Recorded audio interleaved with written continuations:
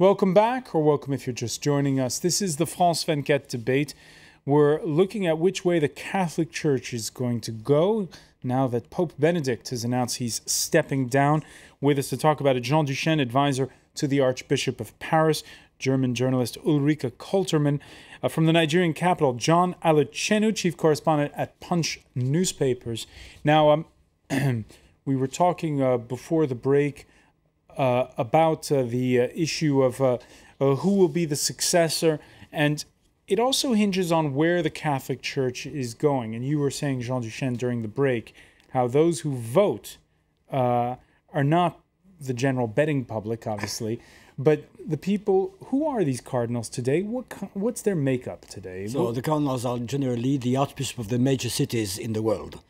So, of course, most of the largest cities with the large Catholic populations are in Europe, Western Europe and North America, and also South America. But there are quite a number of Africans and also Asians as well. So, not to mention the Oceanians. So the Church is really becoming a global phenomenon nowadays. But on the other hand, most of them, maybe even all of them who are cardinals now, have been made cardinal under Benedict or John Paul II. So they are sort of in the same line. So they are more conservative because they've been made cardinal during the mandate of John Paul II and Benedict XVI, which is also important. For French Catholics, is the synod that will gather to the conclave, excuse me. You're right. The conclave that will gather, is it a conservative body in the eyes of French Catholics, or is it representative? Is it the mainstream for you? No, the word means, for most Catholics, the word conservative or progressive or modern hardly mean anything. I mean, this is just using categories and concepts that are foreign to the church life. I mean, but by definition, the Church is built on revelation, is built on tradition, and in this sense, it is conservative. But at the same time, this tradition in itself means constant opening and adaptation so that the message of the revelation can be lived and experienced in everyday life. But we saw, for instance, at the beginning of the 60s, there was Vatican II with Pope John the 23rd. There was there's this sense, and we're going to look at it perhaps more in detail now, that the Church is more conservative.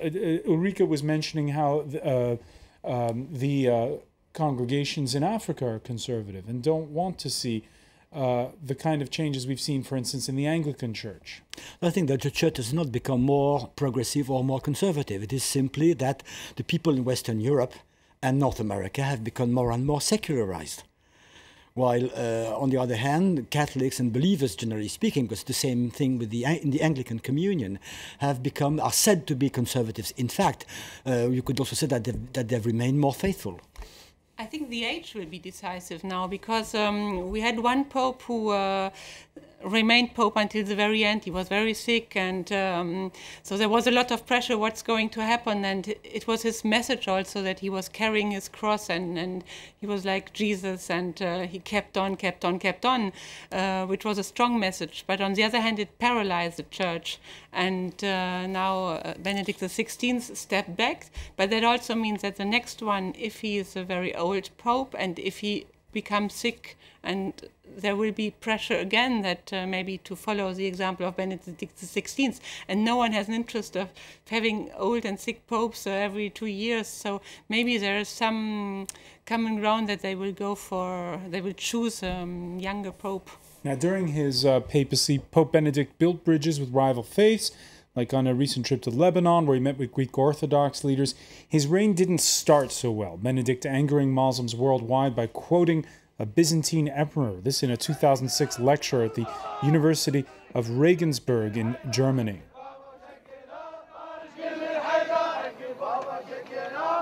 À 48 heures de l'arrivée du pape, islamistes radicaux et nationalistes s'allient pour montrer leur colère. Such is his command to spread by the sword the faith he preached.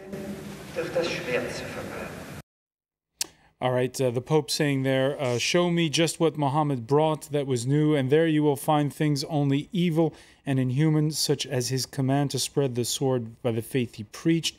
The Pontiff went on to express deep sorrow, claiming he was reading a quote and attributing the outrage to an unfortunate misunderstanding. A few weeks later, he visited Istanbul's Blue Mosque.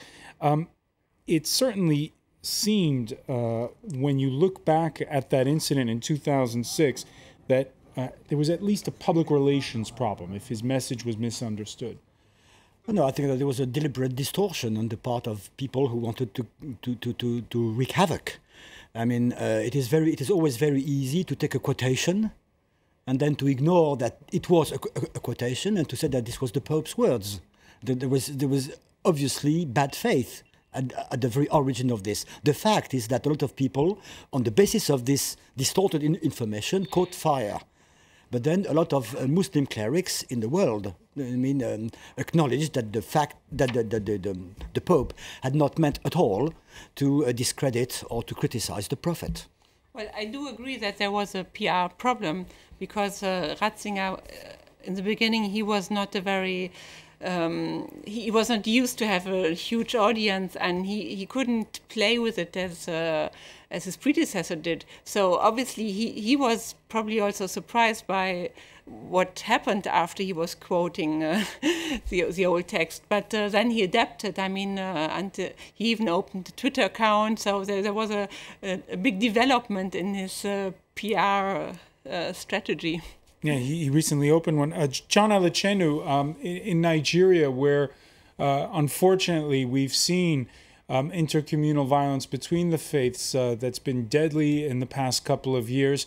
What will the view be of Pope Benedict in light of, will he be seen as somebody who helped bridge the differences between the faiths, or will he be seen as a polarizing figure?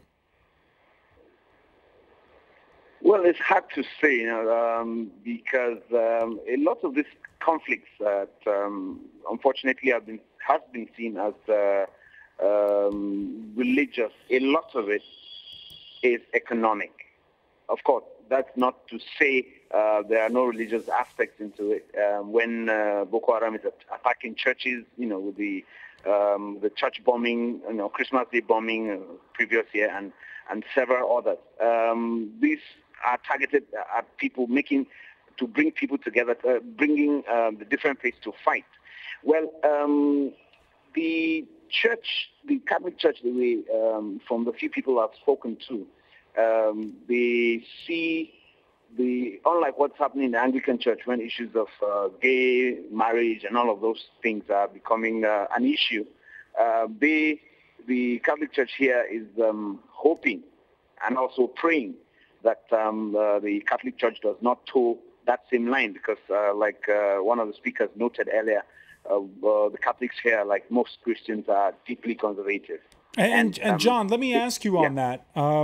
When he went to Cameroon and he said the AIDS problem cannot be solved by money alone, even if necessary, it cannot be solved with condom distribution. Condom distribution only makes matters worse. How was that received in Nigeria, those remarks?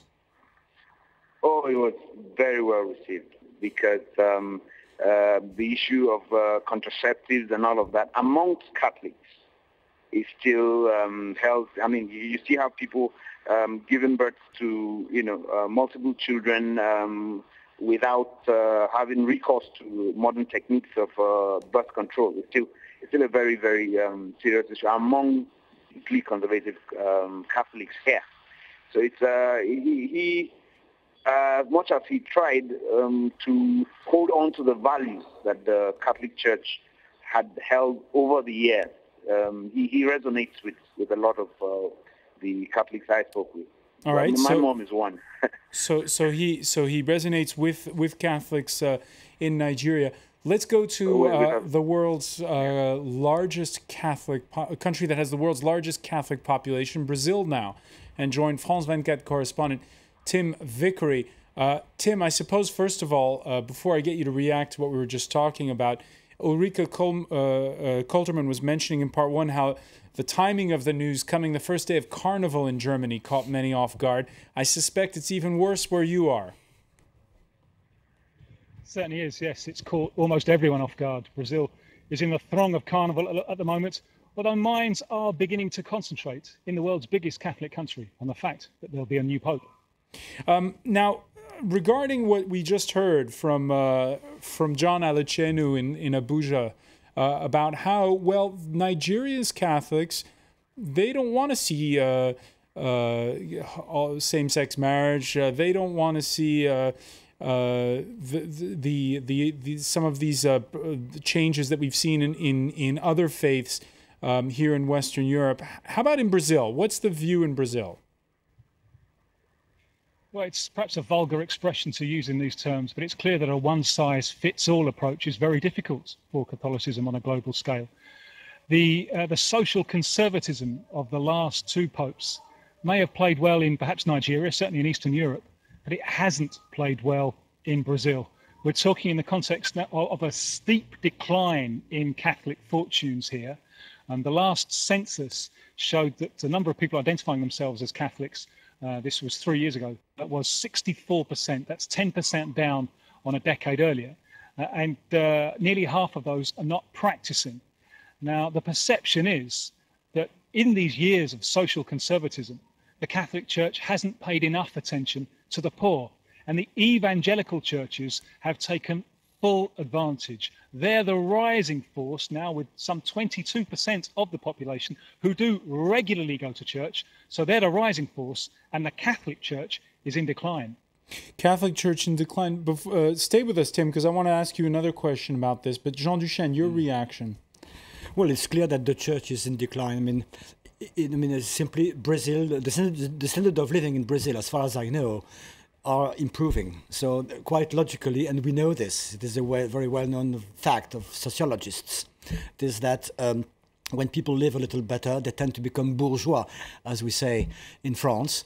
And then we should keep in mind that the worst enemy of the church in France and Western Europe has not been the communists or socialism, but always the bourgeois. But Tim Vickery is not saying that. Tim Vickery is saying that they feel as though in Brazil, Tim, tell me if I'm wrong, that the church, that there is not paying enough attention to the poor. That this has been a problem. He knows better than I do. But what I can say that when the country becomes richer, when things are improving, it is clear that certain middle classes are taking over, that they enjoy more leisure, an easier life, and this means a decrease in religious practice. Tim Vickery? Yeah, here in Brazil, most of the Catholic churches can be found, they're beautiful churches, can be found in the rich areas. Out in the working class suburbs, it's there that the evangelical churches are really providing a service in helping new urban immigrants. That's been a crucial factor in the rise of the evangelical churches. As Brazil's poor have migrated from rural environments to urban environments, not a lot of safety net from the state. It's the evangelical churches who've got in there. I think one question now for the Catholic Church, for the future of the Catholic Church, is do they consider these kind of areas a territory that they cannot win back?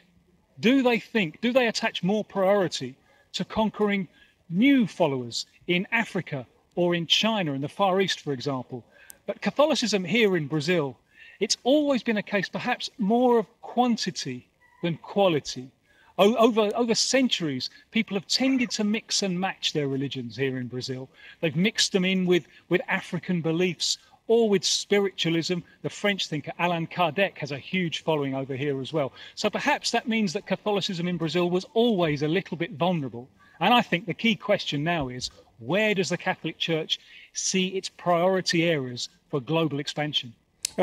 Before you go, Tim, let me just read to you a quote from the France 24 Debate Facebook page. Bill writes, "It's a shame Cardinal Sin of the Philippines is no longer alive," an allusion to the cardinal from the Filipino cardinal who stood up to Ferdinand Marcos and his brutal regime there.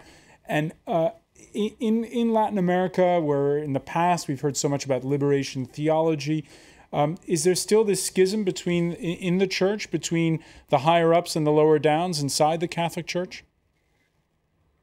Certainly is. I think we can identify three broad groups. Number one is the main body, the leadership. The kind of people who are in power now are those who've been promoted under the social conservatism of the current regime. They're more associated with the Brazilian elite. There are also remnants of the liberation theologists who identified themselves with the left, identified themselves against the military government in the 60s and 70s. They still have some remnants, although many of them left the church. And there's a third strand, which is called charismatic Catholicism, which is a kind of all-singing, all-dancing attempt to combat the evangelical churches. So it's quite a confused picture in contemporary Catholicism in Brazil. All right. John ALECHENU, is it in Nigeria a similar kind of breakdown? Sorry? In Nigeria, is there as well this difference between those that are in the higher echelons of the Catholic Church and those that are lower down in the small parishes? Yeah, you do have such cases too. There are lots of people who still feel that the Catholic Church of old, the ones they knew for charity, building schools and having hospitals that are accessible to the poor, that all of these changes in the economic fortunes of most countries are beginning to affect some of these services that were a major source of attraction to people back in the day. This has also affected, like the last speaker said, we do also have the charismatic who are more like the evangelicals that you have in the West. You do have so there's the same sort of breakdown. Yes. We're almost out of time. Ulrike KOLTERMANN, interesting to hear these perspectives from all over the world. Yeah, but I think we can also speak of the decline in Europe. And when we go to parishes in Europe, we now have African or Polish priests. That's also a very strong sign that there are not enough priests anymore, and we need to import from countries who are much more... The numbers are growing worldwide, they're just declining here in Europe. Ulrike KOLTERMANN, I want to thank you. I want to thank as well Jean Duchesne for being with us. I want to thank John ALECHENU and Tim VICKERY, our correspondent in Brazil, for being with us. Thank you for joining us here in the France 24 debate.